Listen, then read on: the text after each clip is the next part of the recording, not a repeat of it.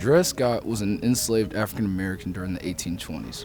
He was most known for fighting for the civil rights and the freedoms of African Americans. But you probably heard him from the Scott versus Stanford case, where he was fighting for the citizenship of African Americans. So now some background about Dred Scott.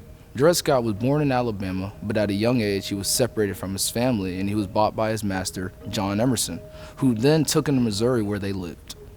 Putting more emphasis on the Scott versus Stanford case, Dred Scott and his master went from Missouri to Wisconsin, which was a free state at the time, and they resided there for a short period of time. And then they traveled back to Missouri, and then after a couple months, the master died. So Scott and his family decided to file a suit in the Missouri court because they were under the intention that the once free, always free clause, which was written in the Constitution, that the government had to abide by that. But unfortunately, Scott would not know that the government would not believe that. So after 11 years of going through multiple courts and even reaching the Supreme Court, Judge Robert Taney had 3 final rulings about Dred Scott's case. He said, 1, African Americans were not going to be and had no intention under the word citizen that was written in the Constitution under the 14th Amendment.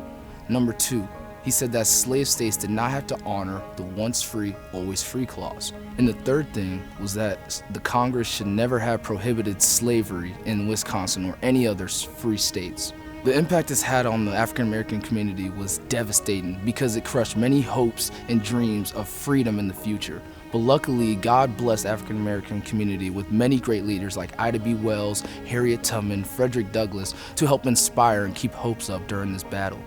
And luckily though, in the past couple years, the descendants families of the Taney and the Dred Scott have come together and they have agreed and had a compromise to accept what was done in the past, to move on, see wrong, and now do good.